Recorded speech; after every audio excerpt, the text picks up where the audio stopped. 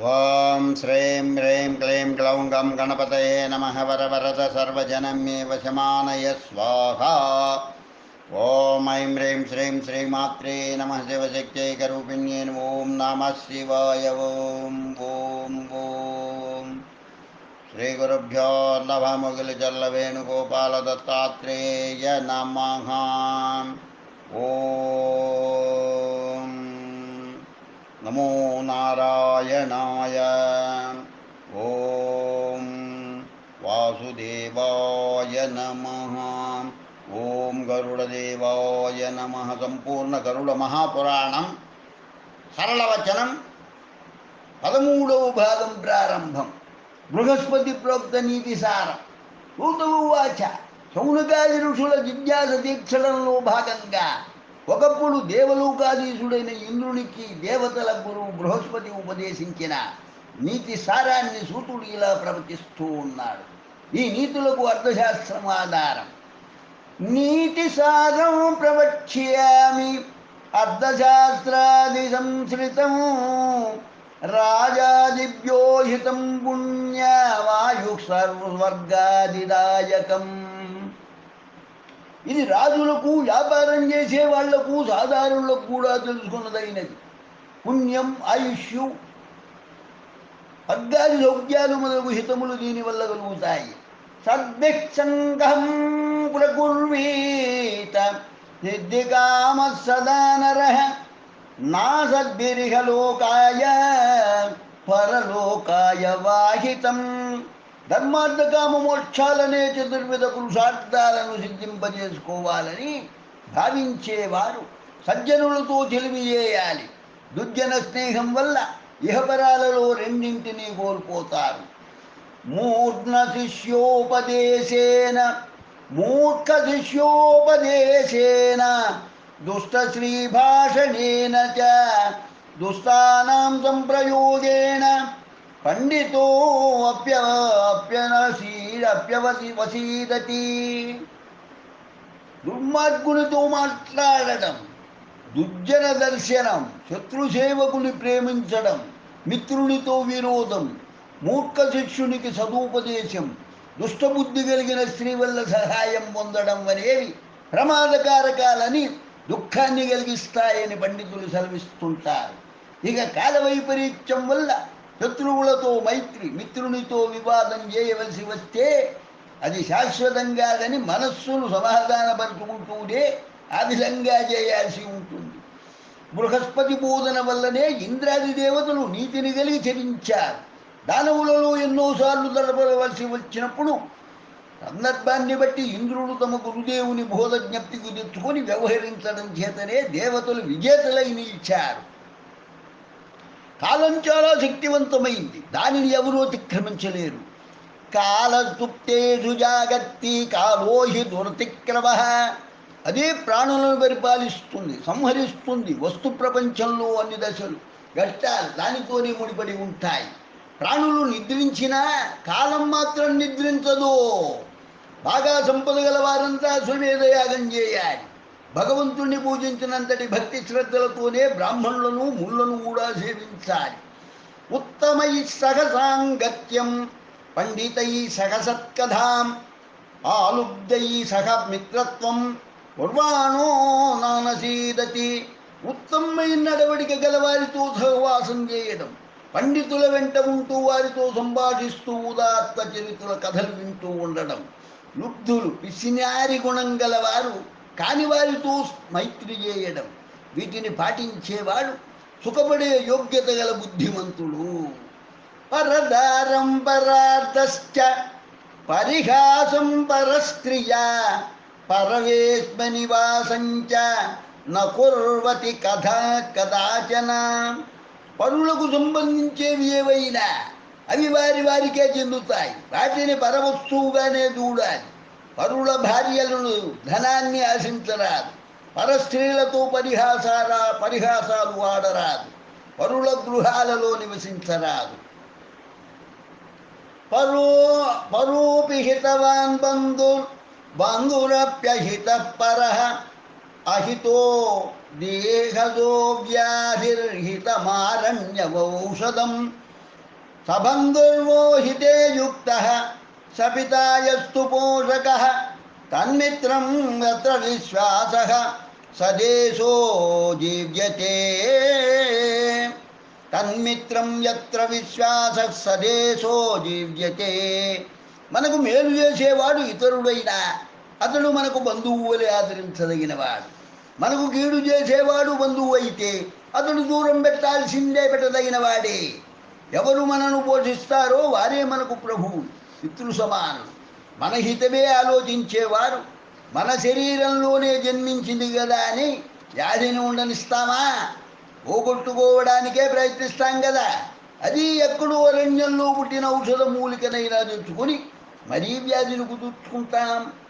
ఈ హితోక్తి సారం ఏమిటంటే, మన హితం కోరేవారు వారే మనవారు. మనం బ్రతకగలిగిన ప్రదేశమే మన ఊరు. మన వ్యాధి మాన్పినదే ఔషధం మొక్క వేరు. చెప్పినట్లుగా చేయగలవాడే నిజమైన సేవకుడు. ప్రియముగా పలికేదే భార్య, మొలకెత్తేదే విత్తనం. వృద్ధ మాతాపితరులను పోషించేవాడే అసలైన కొడుకు.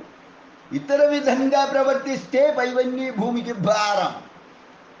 సా భార్యాయా గృహే దక్ష సా భార్యాయా ప్రియం వద సా భార్యాయా పతి ప్రాణ సా భార్యాయా పతివ్రత హితా స్నాత సుగంధా చ నిత్యం చ ప్రియవాదిని అల్పభక్తాల్పభాషిణి సతతం మంగళైర్యుత సతతం ధర్మబహుళ సతతం చ పతిప్రియా సతతం ప్రియవక్త్రీ చ సతతం ఋతుకామిని.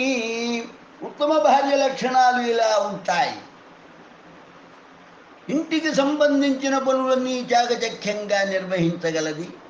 పతి అందే తప్ప ఇతర ధ్యాస లేనిది. ఉమధురంగా సంభాషించేది. స్నానం సుగంధభరితములైన వాటి వల్ల అలంకృతమైనది. తన మాటలతో చేష్టలతో ఎంతటి అలసటనైనా పోగొట్టి స్వాంతనపరచగలిగేది. మితంగా ఆహారం గ్రహించేది. తక్కువ మాటలు వలికినా ఎక్కువ అర్థవంతమైన రీతిగా మాట్లాడేది. శృంగారం కోసం గాక పుత్ర సంతానాపేక్షతే తనది కార్యాన్ని అపేక్షించేది. మంగళప్రదమైన కార్యాలను చేయడంలో ఆసక్తి కనపరిచేది. ఏ స్త్రీ అయితే ఉంటుందో అటువంటి వనితారత్నాన్ని భార్యగా కలిగిన వాడు దేవేంద్రుని కన్నా అధికంగా సుఖపడతాడు. యస్య భార్య విరూపాక్షే కస్మలా కలహ ప్రియ ఉత్తరోత్తరవాదాస్య సాజరా నజరా జరా. తురుతురు తూపులుండే కళ్ళు గలది, అపరిశుభ్రంగా సంచరించేది,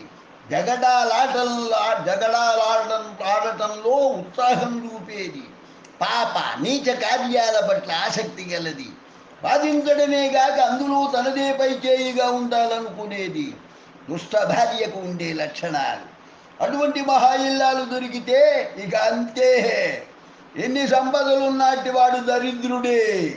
పైగా ఇటువంటి వారికి వృద్ధాప్య దశ త్వరగా వచ్చేస్తుంది. కనుకనే దుర్మార్గులైన భార్య దుష్టత్వం పై కనిపించనీయక మిలిగే మిత్రుడు, యజమాని మాట లెక్క చేయని సేవక వర్గం గలవాడు పాములు తిరిగే ఇంట్లో నివసిస్తూ ఉన్నట్లే సుఖం శాంతి లేని దుర్భర జీవి అతడు.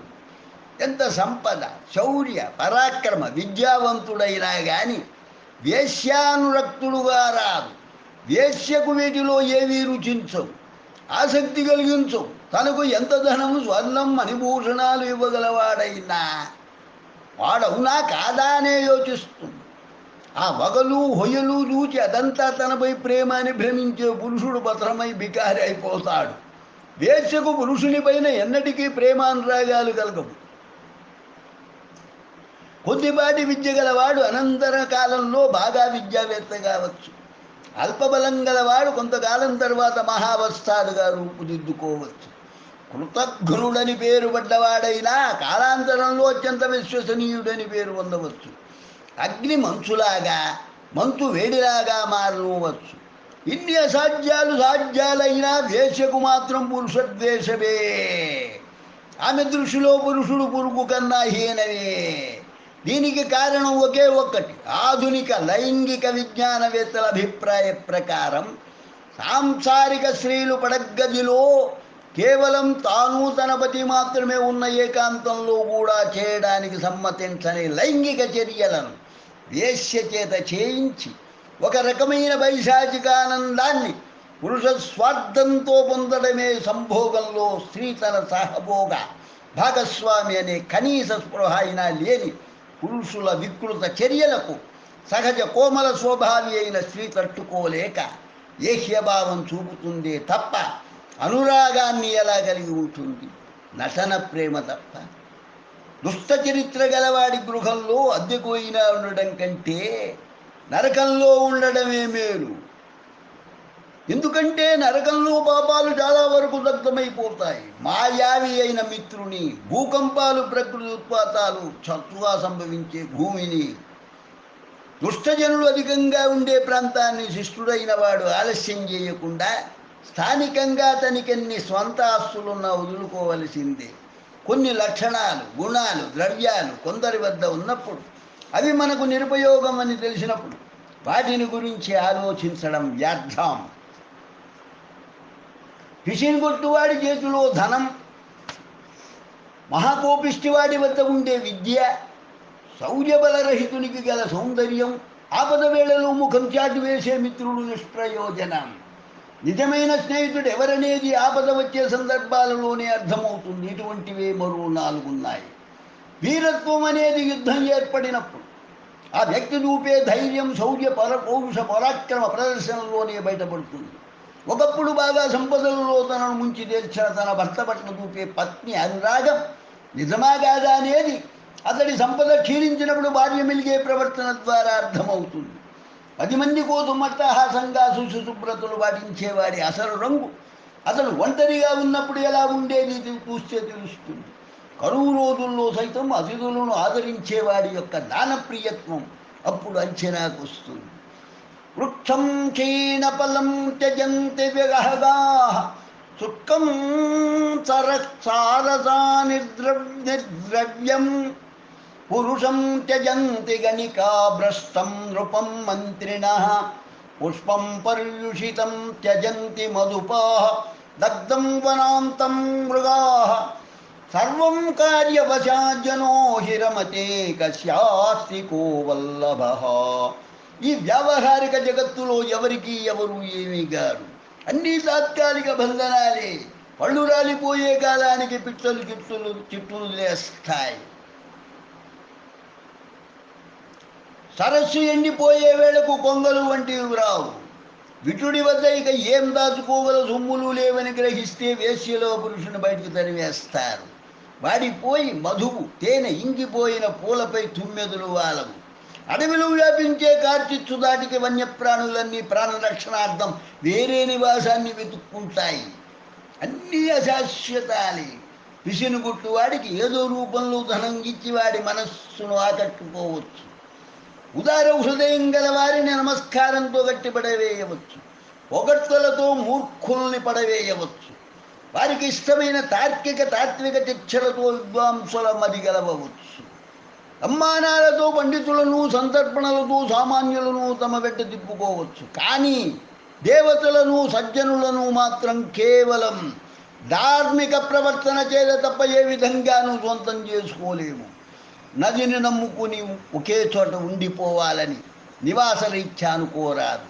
అది ఎండినా బాధే, వరదొచ్చినా బాధే. అట్లే కొమ్ములు, గోళ్ళు గల జంతువుల్ని ఆయుధాలు ధరించి తిరిగే వాళ్ళని అతిగా నమ్మరాదు. ఈ లౌకిక ప్రపంచంలో దోషం లేని వంశం, రోగం లేని మనిషి, దుఃఖం లేని నరుడు, అహంకారం లేని ధనికుడు, దుర్జనుడి వల్ల దెబ్బతినని వాడు ఉండడు. పిసినారి చేతి ధనం యజ్ఞాలు చేసే బ్రాహ్మణులను చేరదు. రాజుల పరమో దొంగల పరమో అవుతుంది. దొంగకు సరైన శిక్ష మరణదండనే అని బృహస్పతి నీతి. స్త్రీ అందులోనూ యవ్వనంలో ఉండేదానికి శిక్ష తన శయ్యపై గాక వేరే ఒంటరిగా పడుకోబెట్టడమే. స్త్రీకి పురుషుని కంటే 2 ఆహారం, 4 తెలివి, 6 ఓపిక, 8 కామవాంఛ ఉంటుందని ఒక నానుడి. కలల వల్ల నిద్రకు భంగమే తప్ప మేలు జరగదు. కేవలం కామం వల్ల తన తృష్ణ తీరుతుందేమో కానీ స్త్రీకి ఆనందం కలగదు. మద్యం నోటిని తడుపుతుంది తప్ప దాహాన్ని తీర్చదు. సౌకర్యాలు ఏర్పరిచే కొద్దీ స్త్రీకి కోరికలు పెరుగుతూ ఉంటాయి. అమిదలు వేస్తున్న కొద్దీ అగ్ని మరింత ప్రజ్వరిల్లే రీతిగా ఇక చాలు అనే స్త్రీ ఉండదు. స్వభావరీత్యా ఇదే సత్యం. నదానేన నమానేన నాజ్యవనేన సేవయా నస్త్రేణ శాస్త్రేణ సర్వదా విషమాశ్రియ. ధర్మ విరుద్ధంగా పతికి ప్రతికూలంగా ఉండే స్త్రీలు బహుమానాల చేత కానీ బుద్ధగింపులచే కానీ సేవలచే కానీ దండనచే కానీ శాస్త్రబోధనలచే కానీ ఏ విధంగానూ లొంగరు. ఇటువంటి స్త్రీలతో సహజీవనం అసాధ్యం.